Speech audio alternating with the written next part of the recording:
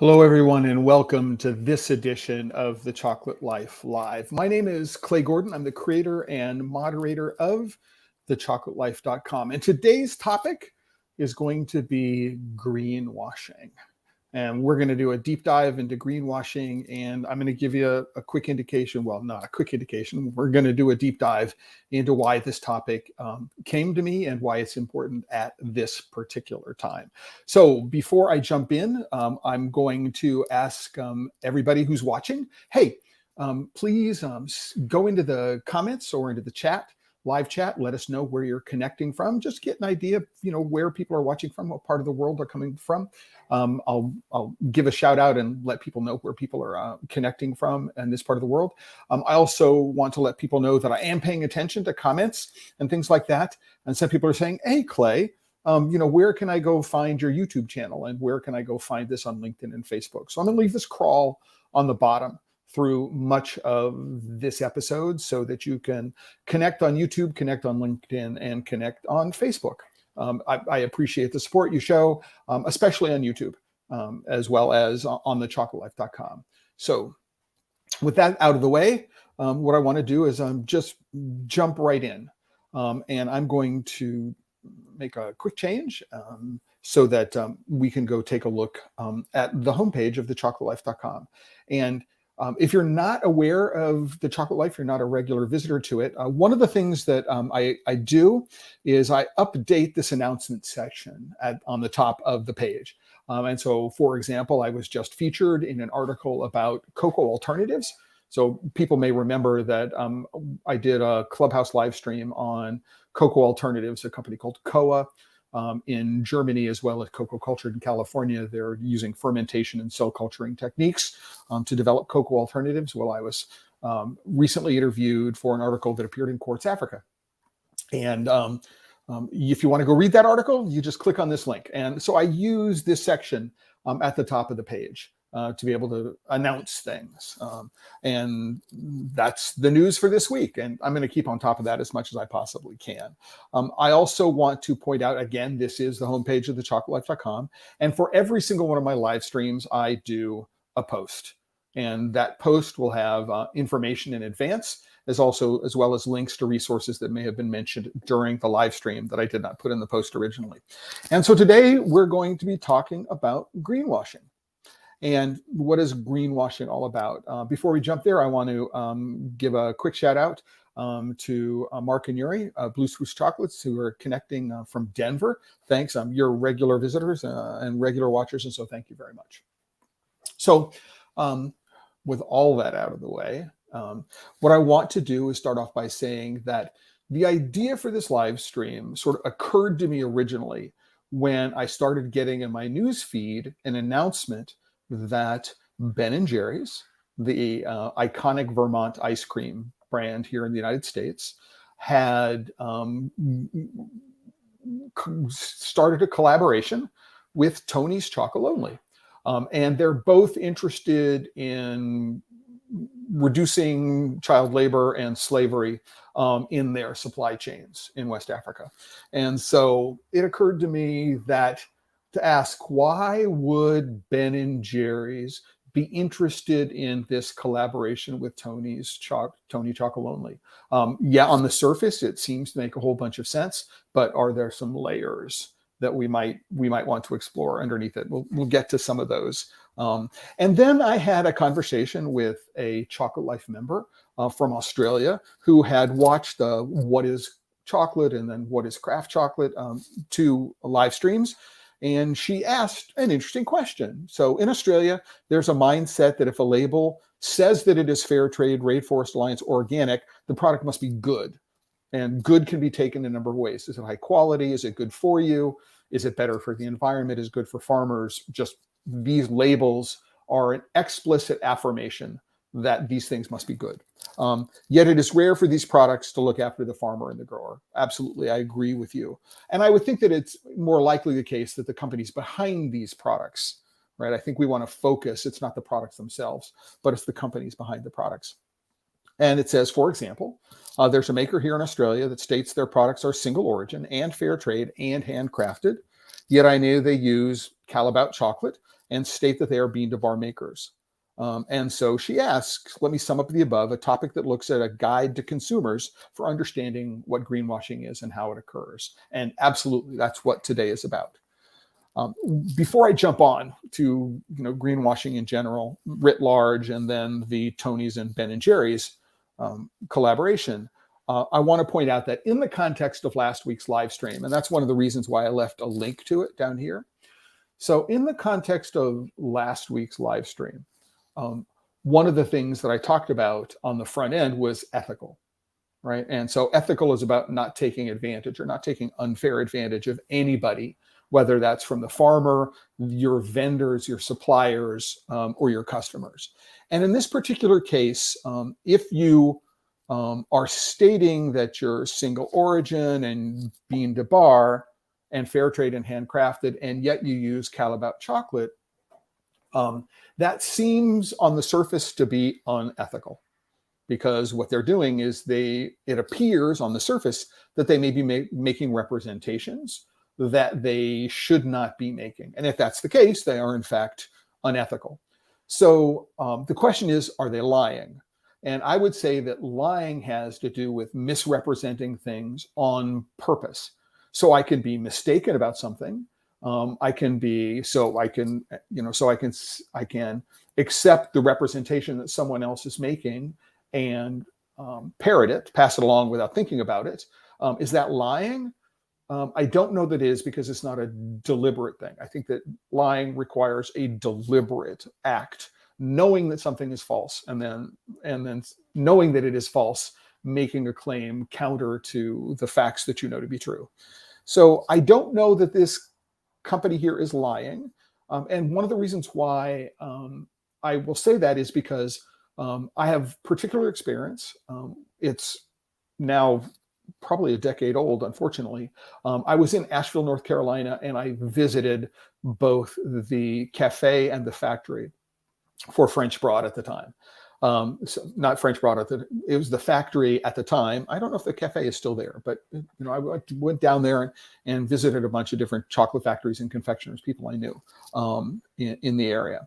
And one of the things I noticed in the cafe is they have a little shop attached to it. And in that shop, they were selling their own chocolate bars, other craft chocolate makers' chocolate bars, some baked goods, brownies and things like that, as well as confections.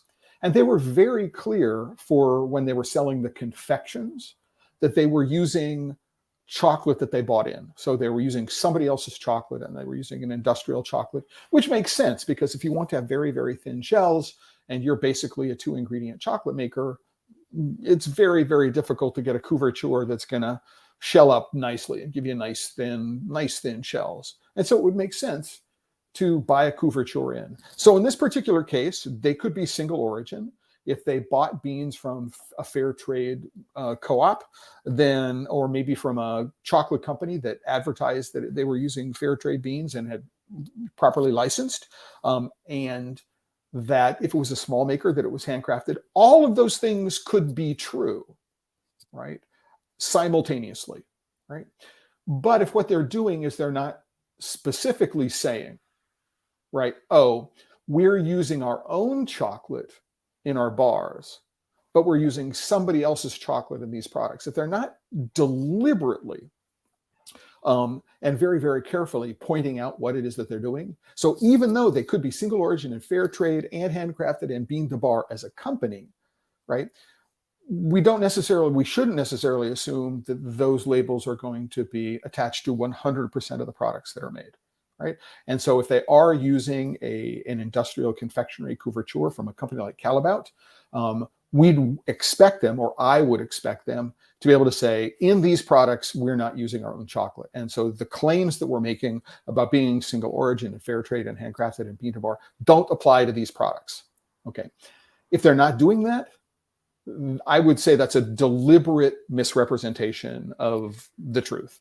What they're doing is they're hoping that the halo that is associated with being handcrafted and being the bar and being fair trade and single origin, which might be for some of their products. It could be only one or two of many products, or it could be the majority of the products, right? As long as they're not being careful about it, they are deliberately misrepresenting what it is that they're doing. Knowingly, they are knowingly misrepresenting what they're doing. That turns out to be, in my opinion, unethical. Now, I don't know what the laws are in Australia, the consumer protection laws are in Australia, and I don't know if it's worth it, in terms of, the expense. But, this is theoretically something that you could report to the authorities. I don't know why. I don't know what would be gained from doing that on the large scale, but it is something that could be done. And so you might want to consider it. Ask around, or just raise the question. So walk in with a camera and asking the question, well, which one of these are bean to bar? Which one of these are handcrafted? Which one of these are using, chocolate which you don't make, right? And seeing what the response is. You'd be a troublemaker. They might kick you out. They might not let you back in. But I think that asking the question is really, really important. So yeah, it is possible to be fair trade, Rainforest Alliance, organic, single origin, handcrafted, bean to bar, and use industrial chocolate at the same time, right? It's just how you represent it that I think we all need to worry about. We all need to pay attention to. So everybody who knows me knows that I'm a stickler for language and definitions and, the way we use words, because words informs beliefs, beliefs informs actions, and our actions have consequences. That what we want to do is we want to start off with definitions of greenwashing. I have two here, one from Wikipedia and one from the Concise Oxford English Dictionary, which says Oxford says that greenwashing is disinformation, which is disseminated by an organization so as to present an environmentally responsible public image, right? And so when we say disinformation, right, what I want to do is I want to go back to that previous conversation about lying. So this disinformation could be, I'm telling you only a part of the truth, right? I'm telling you 100% of the truth, but I'm telling it to you in a way that spins it, that draws or infers things which may or may not be true, and we're leaving it up to you to read into things. And keep in mind that many of the people who are doing this, so a representative of a company, may genuinely believe that what it is that they're saying is in fact the truth. They may be misinformed. So they're not lying. But greenwashing in generally is spinning information, in my opinion, spinning information, right, in a way that partially represents or misrepresents the truth, or presents it in a way that will makes it easy for people to grab inferences, which may or may not be true.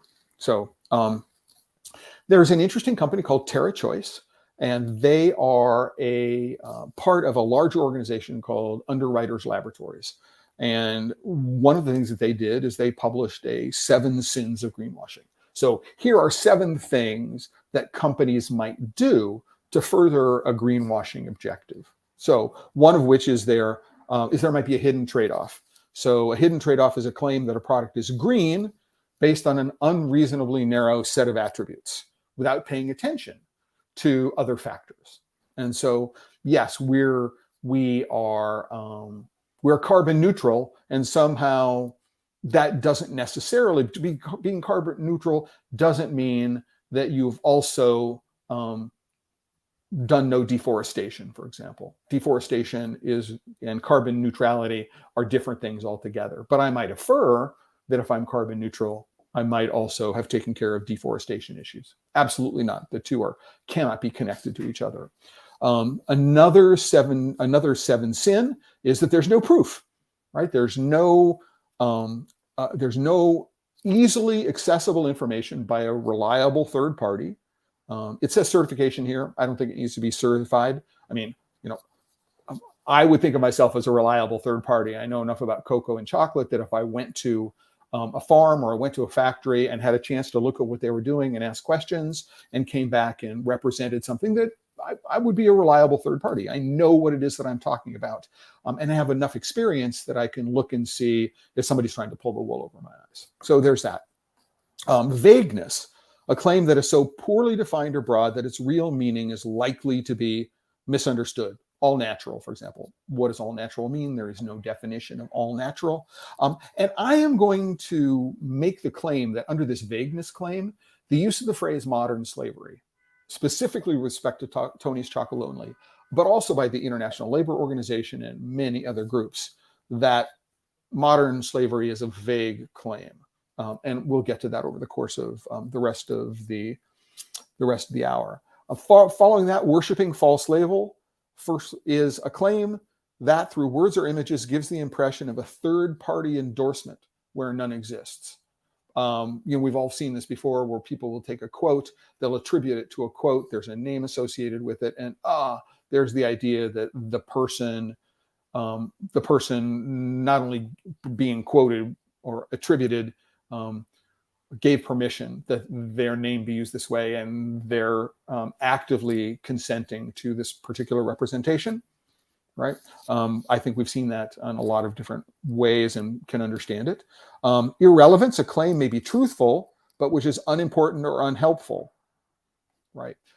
So absolutely, I was looking at this over the course of the last couple of days and came up with some ideas in my mind about what irrelevant claims might be.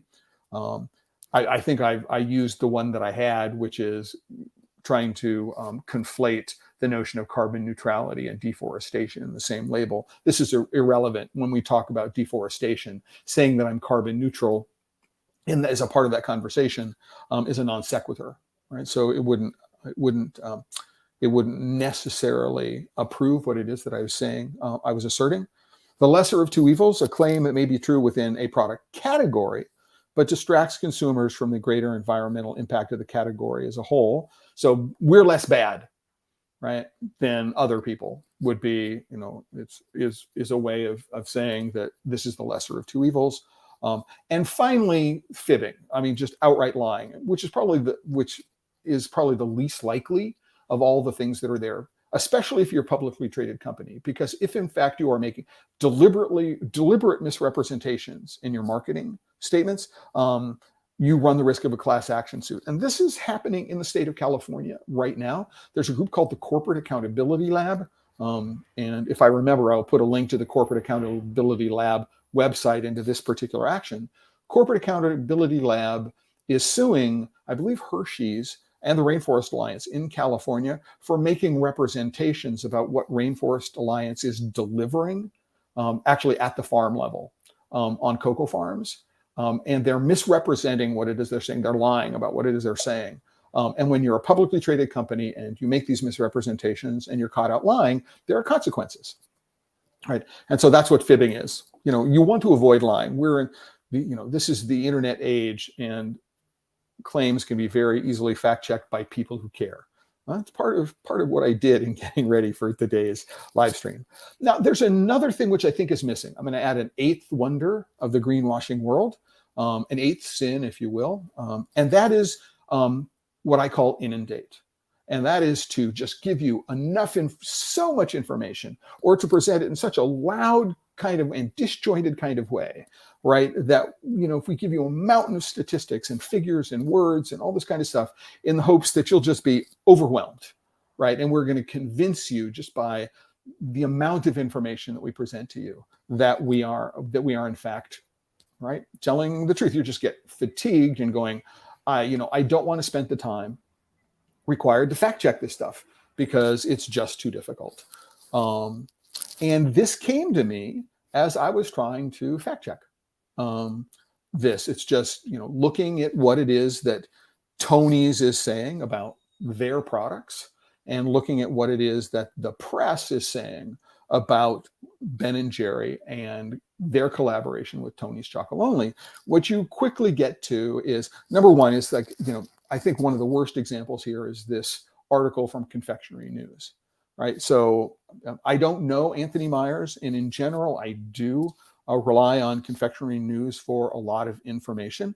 But it seems like in reading this, that most of what it is that's here is somebody who is rewriting a press release. And there actually hasn't been any attempt to vet what it is that the company who sent them, the companies that sent them the press release are actually saying, right? That, this, again, it's frustrating to me that an outlet, now, again, I don't know this to be true. So this is what I infer from reading this. It's a relatively recent article, was published on the 24th and updated on the 24th of August. I haven't reached out to Anthony Myers, and I haven't reached out to the publishers of this newsletter in order to be able to figure out what in fact the case. However, what you can do is you can go look at other news releases and you can make your own decision about whether or not you think that these appear to be uncritically accepting press releases. So just something to consider there. So when greenwashing, right, read things, right, and ask yourself, does this sound like it is reporting, right? Or does it sound like somebody is rewriting a press release? That's a number one thing. Just think about the tone, think about the claims that are made, and are there any references? So for example, in this article, there doesn't appear to be any links to anything, right?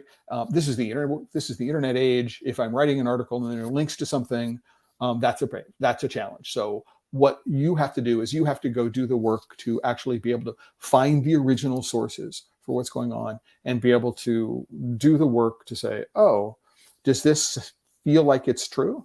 And to be able to go and be able to fact check it yourself.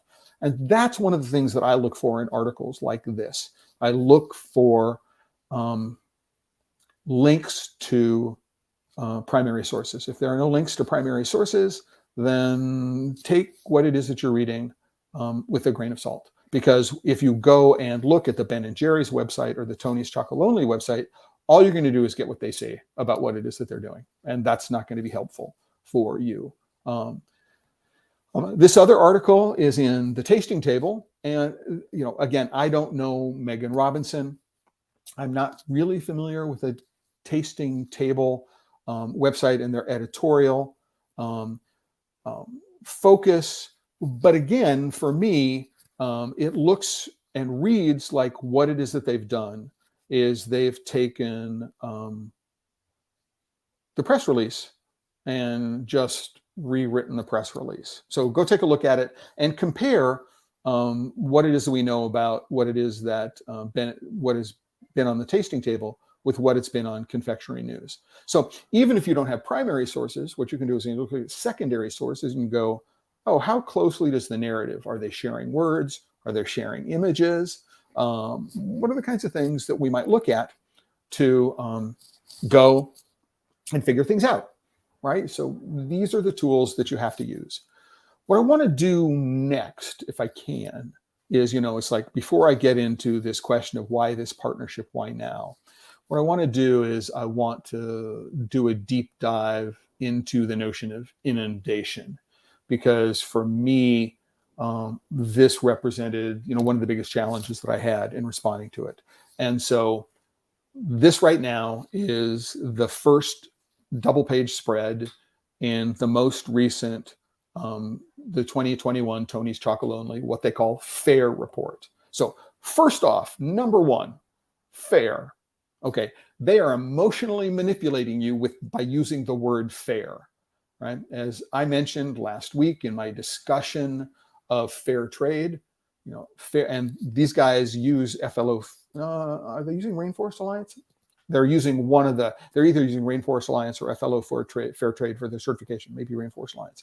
But in any event, in my opinion, fair trade. So this is about some Dutch guys, right, who have some ideas about what is fair, getting together with FLO Fair Trade and saying, we want you to adopt our ideas, right? Our notions of what's fair, right? We want you to adopt our values.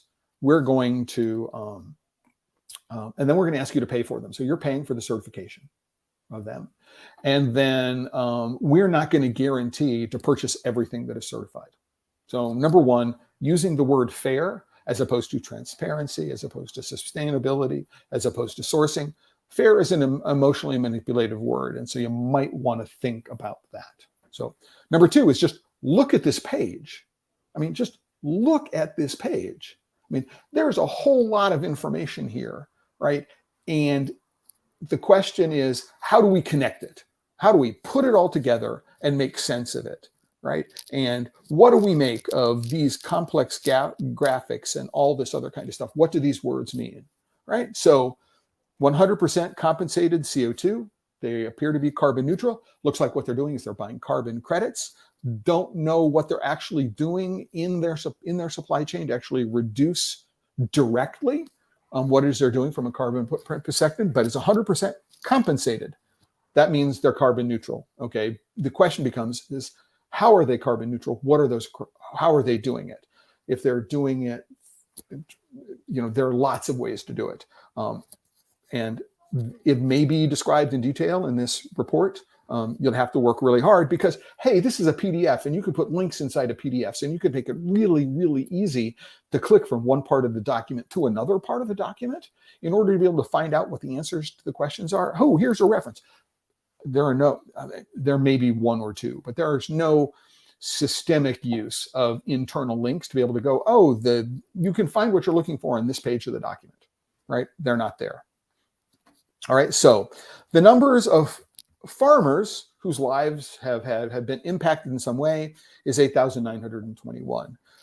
So depending upon what you think about, the size of a family could be somewhere between 6 and 8 people. I think those are the numbers that are used. And so the number of individuals that have been impacted, maybe 50,000 at the top end of it. They work with 7 cooperatives, right?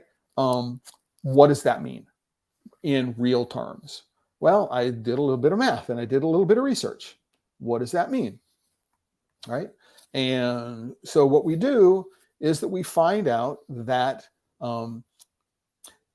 according to their own statistics elsewhere in the document, there are over 2,500,000 farmers working in cocoa in Cote d'Ivoire and Ghana, right?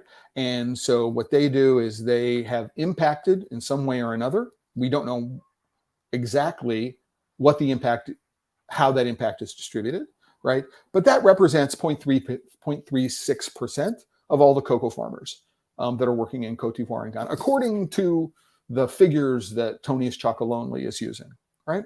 So I did a little bit of research. I found an organization that reports on cooperatives, so co-ops for development. If there's not a link there's not a link to this page, I will put it in. But one of the things that you can find out by here is you can find out that there are roughly 5,000 cooperatives in the Ivory Coast alone, and that roughly 3,600 are in the agriculture and food industry, and there are about 300 in cocoa.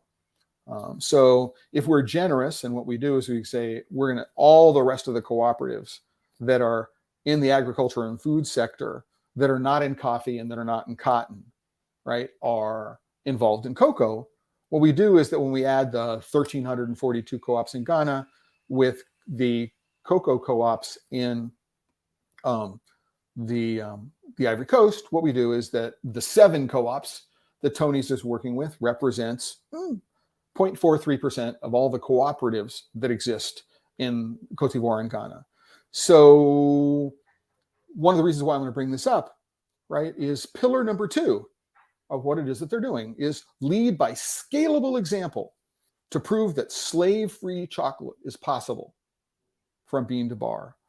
Well, I mean, if we look at this, I mean, the first production year for Tony's Chocolonely was 2004. So it's been 18 years since they first started. And after 18 years, with the support of an existing fair trade organization, right, they've been able to impact the lives of less than 0.5% of farmers and be able to work with less than 0.5% of all the cocoa co-ops in the world. or not in the world, cocoa co-ops in Cote d'Ivoire and Ghana. I don't know if I would call that proving that their model is scalable. I don't think it is, right? So that's just me. You can go and take a look at this yourself and tell me what it is that you think. But man, right, trying to find these numbers and trying to go take a look at them has been non-trivial, as you might imagine. What I want to do next is go take a look at a couple of other things that are here. So they have paid 3.79 million euros in premiums, right? Sounds like a lot of numbers, but we think that 3.79 million euros was paid over 8,929 farmers across 7 cooperatives. And what does that mean? So that 3.9, 3,900,000 euros over 9,000 roughly farm families represents 437 euros per family per year, which equates to roughly €1.20 a day. Now, what it is that is not mentioned here, and that what you have to do is you have to go know something about the way fair trade works, is that you have to realize that this amount of money was distributed not to the individual farmer, but it was distributed to the cooperative. And the cooperative gets to decide what is done with the money. Some of that money might be paid to the farmer, right? Generally it is. But some of the money goes into projects which benefit all of the members of the farmers, and is in fact used to cover overhead. So the cooperative can use some of the money to pay employees and cover other expenses. So by looking at this number, 3.79 million euros, it sounds like a lot of money, right? But when you think about, okay, well, 3.7 million across 7 co-ops, that's roughly what, 500,000 euros per co-op per year. 500,000 euros is a fair amount of money. If it was a small co-op, say a couple hundred farmers, it would benefit those farmers disproportionately than a co-op which has got several thousand farmers. So there's a level of detail here we don't understand, but what they're doing is they're presenting numbers in a way that seems like they're pretty, pretty meaningful. But if you know something about what's going on, you would say maybe not, right? They are using 12,574 metric tons of cocoa beans. That's this number here. And you notice that I'm highlighting this, which means that this is text in the PDF. I mean, it's not an image, it's text. So I should be able to search, for example, for metric ton. It's text. I can search for this stuff, which means I could put a hyperlink across this if I wanted to. So I don't know that everybody knows what an MT is. And so maybe there's a glossary and I can get there, right? So for example, CLMRS, we go there. They helpfully say Child Labor Monitoring and Remediation System. What they don't say here is the CLMRS was, I believe, developed as a part of the International Cocoa Initiative. It's not their CLMRS, it's a CLRMS, which is shared across many parts of the industry, right?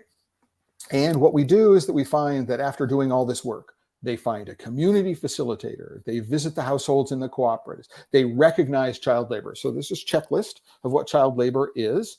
And there is a table later on which shows what is and what is not acceptable when it comes to child labor. They start some conversations about how to remediate, I suppose. They find solutions for individuals. So they try to address the problems of a family, I would guess, or a family unit. Then they find a solution that works for the entire community, and then they go and they do this in a loop so they can verify what's going on over a period of time. So what they find is that they discovered that in some of their co-ops, the long-term co-ops, the prevalence of child labor was nearly 4%, 3.9%. At the 2 new co-ops, it was over 50%. And that's really, really quite remarkable. They said they found 1,700 cases. They remediated 368 of them. And I want to know what remediated means, right? In terms of the actual things that got done, right? What were the outcomes that were affected as a result of their remediation? What does that mean? And they go, ooh, 388. remediations is a 67% increase over the previous year. But I would say, man, in the 8,921 farming families that were impacted, they found new cases of child labor. This is not a cumulative case. This is new cases found in this year, right? So 1,700, let's just call it 2,000 over 9,000. What's that? 2 over 9 is 22%. So they found child labor at 22% of the farming families that they were involved in. The average person who's looking at these pages is not going to do this kind of analysis of what's going on. And so this is what I mean by inundating you with information, right? There are big numbers here, right? One of which is 109,526 serious friends. What is a serious friend, right? Well, I had to go search for what a serious friend is, right? Because I can do that, I can search for the word serious. I find that the word serious is found on 39 pages. And if I what is serious friend? So I can't actually use operators, can I? Serious plus friend. So no, I can't use operators to go. That's an Adobe thing, not Tony's thing, particular document. So I can't search and figure out what serious friend means. There's no link to it, should be a link to it. But what a serious friend is a person who supports the mission by taking part in a campaign, right? Actively spreading the word. So you give them your email address, you share your email address, you talk to people. That's what a serious friend is, as opposed to somebody who only buys the product. There's a lot of stuff that's going on here. So as we scroll through, right, we get a little bit of history, what it is that they're doing. So again, here's where I find the 2,500 smallholder farmers. The number is in there. So what they said is that there are 1.56 million children involved in illegal forms of labor, any form of illegal labor, in Cote d'Ivoire or Ghana, according to the National Opinion Research Organization out of the University of Chicago. But notice there's no link to that report. I have to go look it up and go find it myself, right? And it's a pretty extensive report. And that of those 1.56 million children, 95,000 of those children are doing hazardous work, right? So the living income here is set at $2.16 per person per day, $2.16 per person per day, right? So let's contextualize this, right? If we can, that the premium that got paid of $3,900,000, right, is $1.20 a day, €1.20 a day per family. It's not €1. That's assuming 100% of the premium went to the farmers, and it doesn't. Or it's unlikely to under the Rainforest Alliance model, right? So if I'm a family of 6, that right. So think about what that means, right? So family of 6, this $2.16 is $12.96 a day, right? It's on an individual basis, it's not all that impressive, right? When you actually do the math and figure out what's going on. And what here you'll notice is that in Ghana, living income is set at $2.16 a day, whereas in Cote d'Ivoire is set at $2.49 a day. And here's another problem you got with fair trade, which is the premium is the same for both countries, right? Why is the $200 to $250 kilo the same for Ghana and Cote d'Ivoire when the economics of producing cocoa in those two countries is different?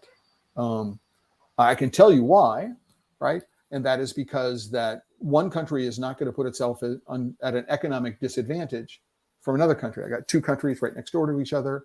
If one says, oh, I'm going to accept $12 a kilo or 12 cents a pound for the premium, or 12 cents a kilo for me, and your neighbor next door only, right, accepts 10, right, you put yourself at an economic disadvantage. So the whole negotiation process, right, exerts a negative downward pricing pressure, right, in terms of a one size fits all. Now, for the certification organization, that makes an enormous amount of sense. If they have different sets of rules for every country, for every product that they work in, it's going to be difficult for it to be quote unquote fair, because, while exerting a one size fits all model seems more fair from our point of view, I don't necessarily know it's fair for the farmers. Yeah, lots of stuff going on. In which case I want to say hello to the people from Encore Coffee for jumping in. Thanks very, very much. I'm going to turn the banner off for a while. I'll put it on at the end. I'm hoping that it's not too distracting, but just wanted to make sure that it was there for a while. And so the next point that I want to get to, which I think is the most important point that I want to get to in this part of the greenwashing aspect of the discussion, is this notion of this word, this phrase, modern slavery, right? So 30,000 people are victims of modern slavery.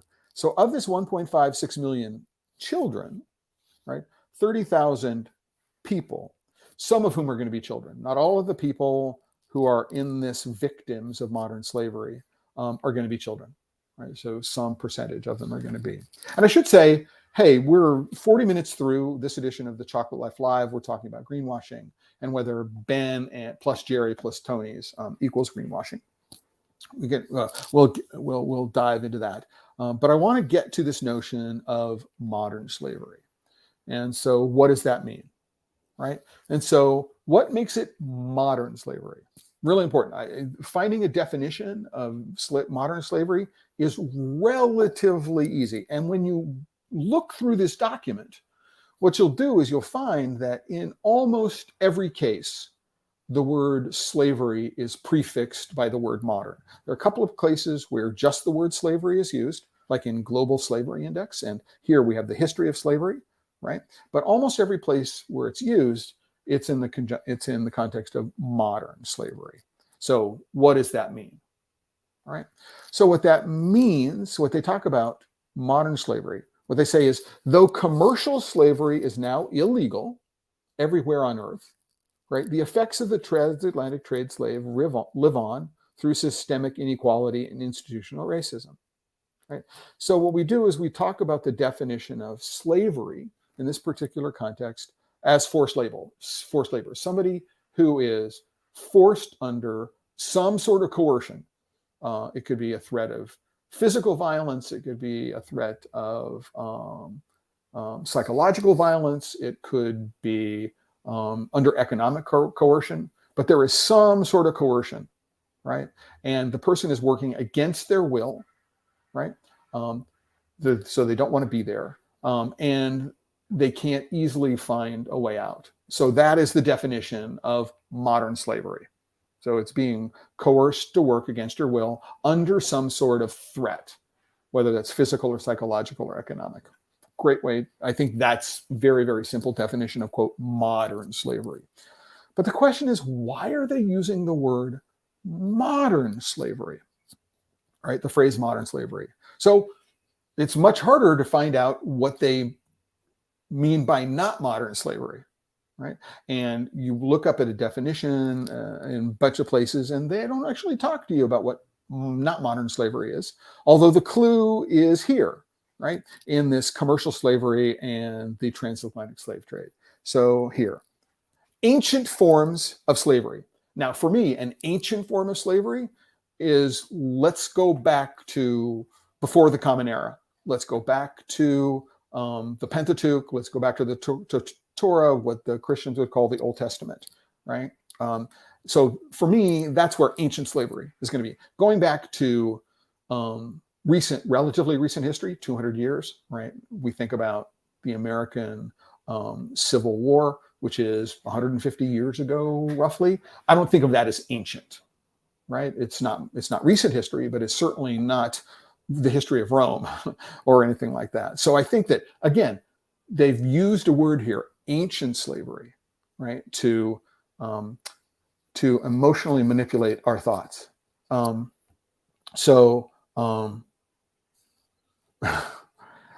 just want to say, so Jeffrey, who's at Marsada Chocolate in California, just checked in, and he said he's in LA. He's been looking for a fan. He's got a chocolate factory in Manhattan Beach in the LA area.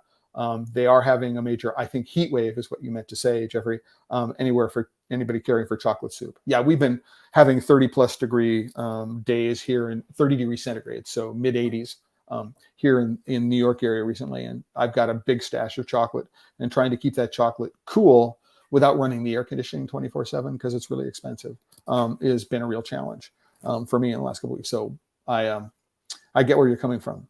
So with that out of the way.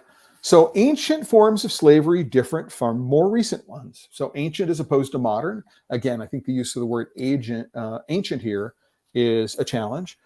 So more recent ones, because the economic systems in which they took place were very, very different.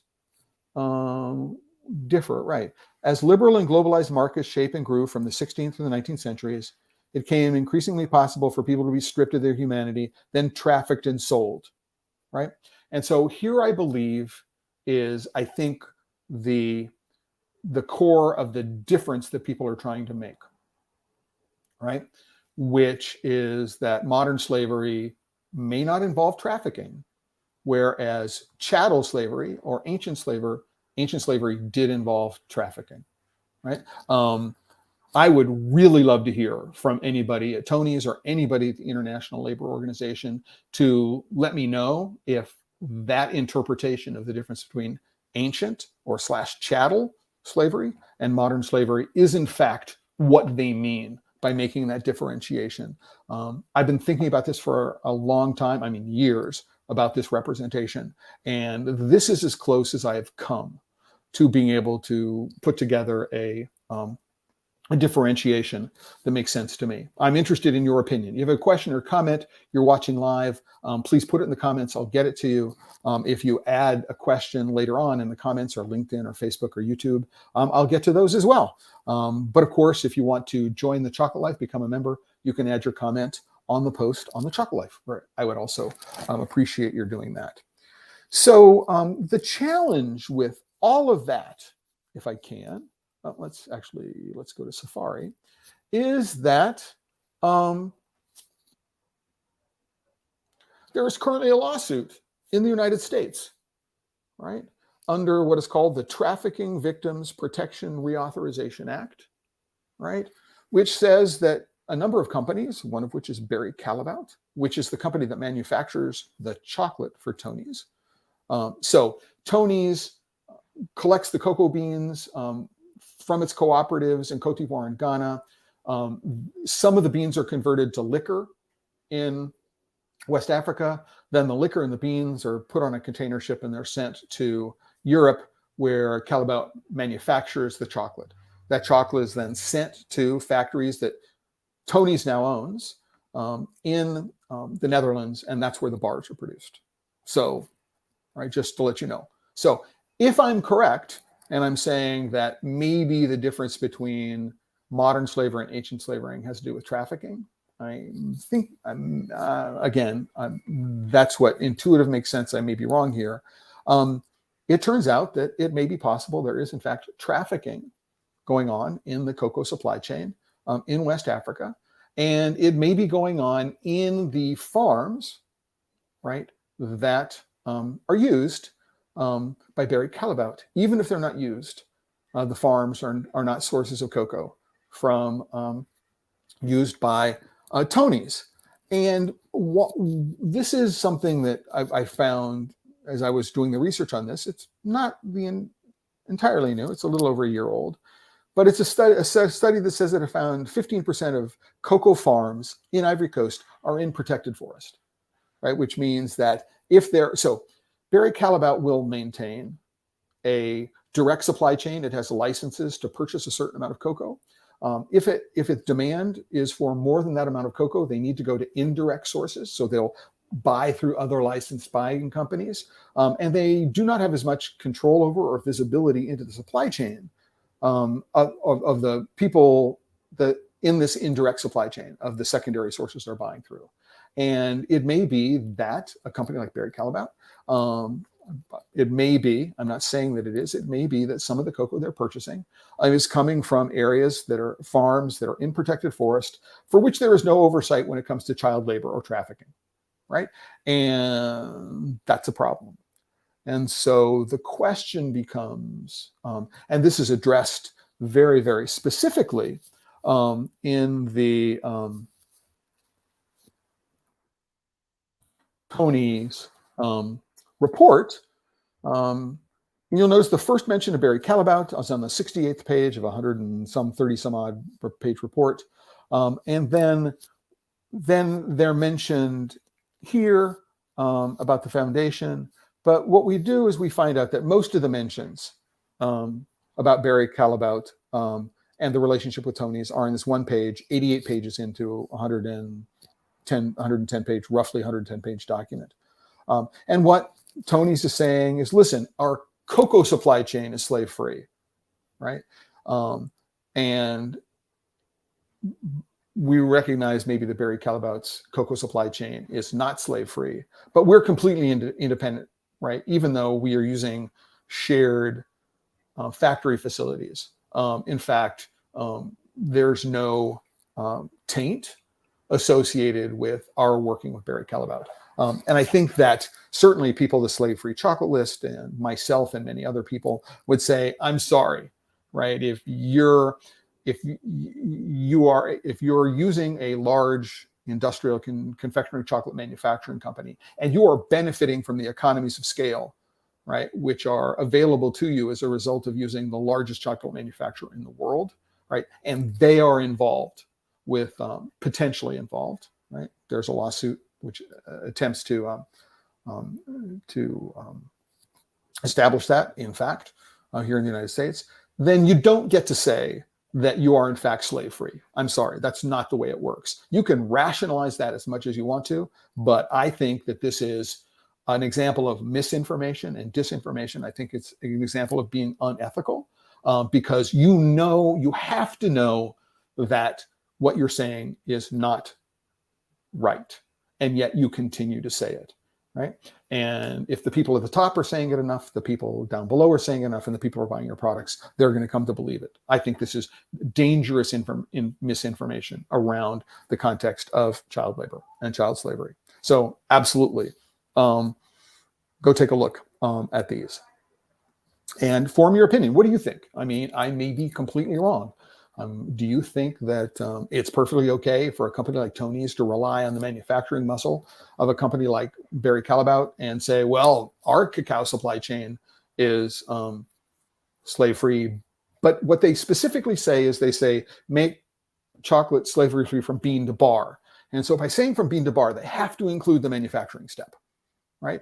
And the people from whom they're purchasing their manufacturing capability from is not slave-free. So by association, they may not be slave-free. I need to be very careful that I am repeating what is alleged. I'm not speaking from personal knowledge, right? One way or the other. So really, really important to make that decision. Again, what do you think, right? But man, you have to work really, really hard in order to figure this stuff out. Now, right, let's go talk to Unilever. So here is their sustainability reporting center, right? They have 1, 2, 3, 4, 5, 6, 7, 8, 9, 10, 11, 12 different, right, areas, right?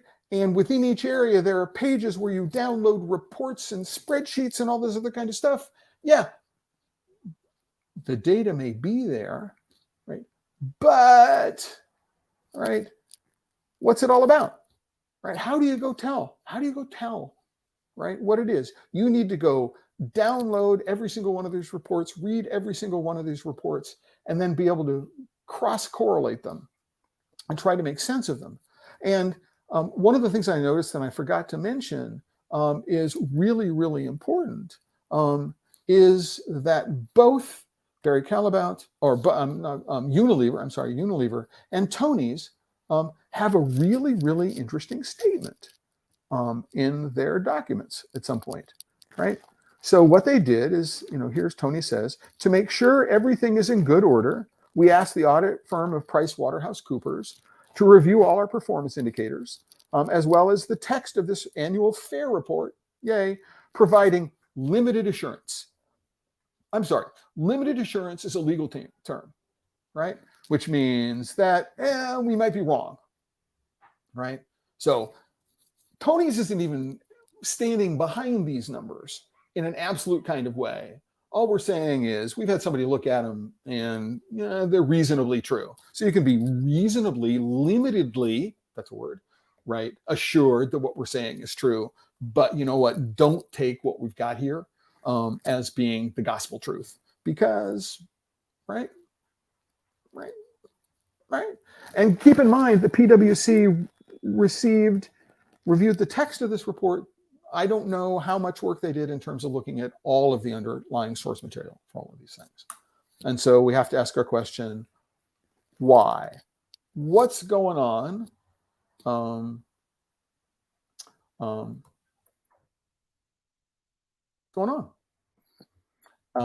sorry, I've got too many windows open. What's going on here? And why this partnership? Why now? Right? And so if you go take a look, this is back on TheChocolateLife.com. Here is the 2022 chocolate scorecard that was produced this year by an organization called Be Slavery Free in cooperation with Cocoa Barometer. People from Mighty Earth, who had been doing this in past years, were also involved in this program, in this project. And if we go to the 2022 chocolate scorecard, whoops, here it is, right? Sorry. Here's the 2022 chocolate scorecard. What we find is that Unilever, right, gets a low mark for living income and child labor, get red eggs for that. They're reasonably okay, right? But keep in mind that these are related to policies. So the thing about the chocolate scorecard is this is about the company's policies, not what they're actually achieving, right? And so what we do is we find that Unilever, when it comes to child labor, we talk about their record on slavery, they're not doing a good job by another organization's assessment of their policies, right? That's not a good thing. Now, those people who have heard me talk about this will know that I am not a fan of the methodology that the chocolate scorecard uses, right? But what I have in the scorecard, right, is some comparative indices, which is why I'm using them here. So we know that Unilever overall, when it comes to cocoa and chocolate, right, is getting low marks in living income and child labor according to the chocolate scorecard methodology. So Cocoa Barometer thinks they're doing a bad job. Be Slavery Free thinks they're doing a bad job. A bunch of people think they're doing a bad job, right? What's interesting about that, all right, is that we find that Tony's Chocolonely is doing a good job on all of these things. With respect to policy, their policies are good, right? This doesn't reflect, I don't think it reflects actual performance, but it reflects, again, policies. If you go back to the previous version of this, the 2021 version, they changed the way these results were sorted. And in the previous version, on this front page, Barry Callebaut was listed. And Barry Callebaut got listed and it had a yellow bunny, right? And it isn't listed. Notice that Ferrero, it says Kinder Nintendo Ferrero Rocher, but under Tony's, it doesn't disclose the relationship between Tony's and Barry Callebaut. That's a problem, right? So, I mean, Kinder, Nutella, and Rocher are Ferrero-owned brands, but Tony doesn't manufacture chocolate, right? They get their chocolate made for them by another company. Alter Eco doesn't manufacture their chocolate. Their chocolate is manufactured for them by a company called Chocolonely. Last year, they were in this front page and got a nice green bunny. What you can't see is that, oh, this year Chocolonely, their policy slipped. They're no longer in the top rank, right? So what happened between 2021 and 2022 for Chocolonely to go down the list? So be demoted from one page to the next, from one category to the next. So we don't see stuff that's going on here, right? And Barry Callebaut's not on this page anymore, whereas last year they were on this page. What we have to do is we have to go all the way down all the way down to just above Unilever, right? Got a brown bunny or an orange bunny. They're doing a bad job on agricultural management in terms of policies, right? So why isn't this rating of Barry Callebaut factored into Tony's rating? I believe it should be, right? Now we can get around the sourcing related things, but this is all about manufacturing related stuff, and so it's a real problem. So this brings me to why I think Ben and Jerry's are getting together to do this. Is that Unilever knows there are all these new regulations going on with ESG, environmental sustainability, and governance reporting. There's all this stuff going on. They're going to have to play in the court of public opinion and prove that they're good guys. And one of the ways that you do that is you associate with people who the market think are doing good things. And Tony's is anti-slavery. See this child labor thing in here, right? Unilever, from a policy perspective, even though if we go take a look at their reporting center, wow, guess what? There's not a labor aspect of here. So they don't really talk about it here. They talk about sustainability metrics, but not about ethics, which is where I would think that labor would, they don't talk about it. And so that's where we find this going on, in my opinion. The reason why Ben & Jerry's is working with Tony's Chocolonely is that Ben & Jerry's has an image problem. Their parent company, Unilever, has an image problem, and this is being done to burnish the image of Ben & Jerry's and Unilever because they have such bad reputations in the industry. And the easiest, quickest way to do this, right, is to associate your brand with another brand that does incredibly well. And that is, in fact, Tony's Chocolonely. I would be interested if anybody wants to let me know what they think about that. Is it a conspiracy theory? I don't know. For me, it provides the simplest. So from an Occam's razor definition, which is the fewest presumptives, the fewer number of presumptions that you need to make, right, in order to be able to establish a connection. It makes sense in that respect. But again, I'm interested in knowing what other people think about that. What I have done is I put together a link here underneath the. I don't have a link to the chocolate scorecard. I will do that. You can link to download the report from Tony's Chocolonely or watch it online. The Unilever Sustainability Reporting Center. There's also a link to the lawsuit. To the International Rights Advocates lawsuit against Barry Callebaut. There's links you'll find there, and I'll put some other links. All right, there's a link to the study on 50% of the cocoa farms in protected forests, and then a larger article on Nestle and Unilever with specific greenwashing tricks they're going on.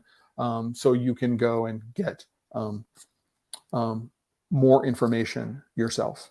Ooh, somebody has commented on this page. Yay. Let's go and refresh the page and see what comment has gone on. So thanks, Mark. Thanks for doing that. I'm glad to see you addressing the announcement.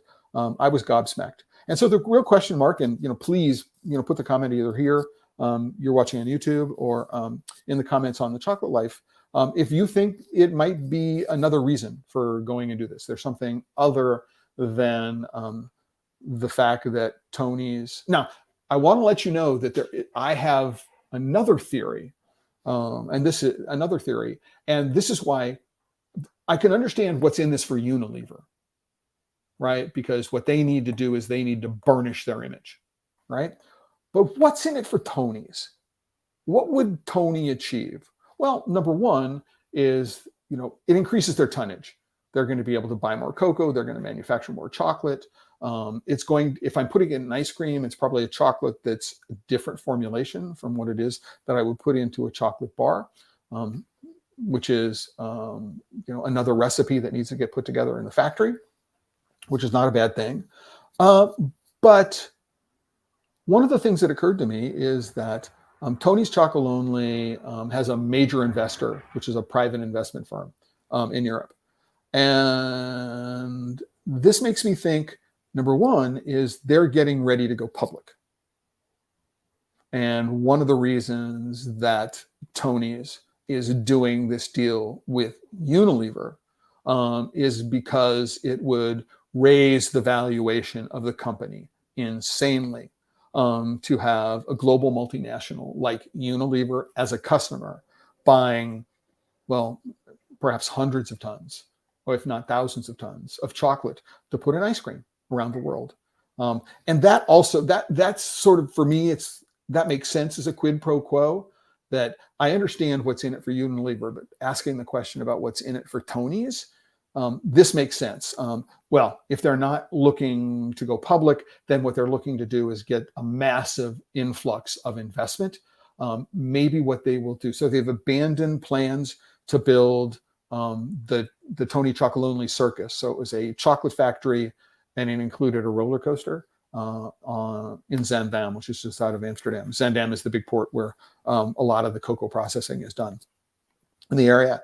So they've abandoned the plans because of COVID-related interference to build the circus in Zaandam. So maybe what it is they're doing is they're looking to be able to raise their investability. So they're looking to get tens of millions, if not hundreds of millions of dollars in order to be able to build a much bigger factory complex that they will own. That puts the factory as an asset on their books, which turns out to be really, really important for them in terms of the way the company is valued.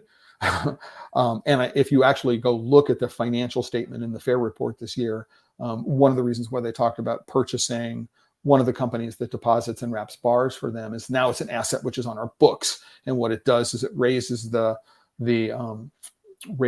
value of the company because it's an asset. It's not a service that they're buying anymore. So it's not a cost of manufacturing. It's actually an asset on the books. So it makes sense to me that Tony's would be looking to improve its investability for a very large investment, tens of millions of dollars or more, in a big factory in Northern Europe to manufacture its bars, or as a precursor to deciding to go public, which also makes a lot of sense.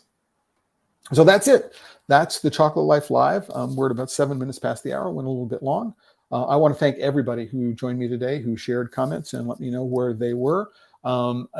Let's continue the conversation. We can go continue the conversation over on TheChocolateLife.com. Please notice, if you're not a member of The Chocolate Life, you can click on the join button.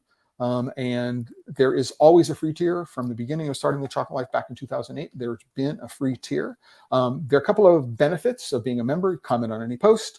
I send monthly-ish member emails. There are no ads, and there are no ad network trackers and no profiling code. I'm a big believer in protecting your privacy.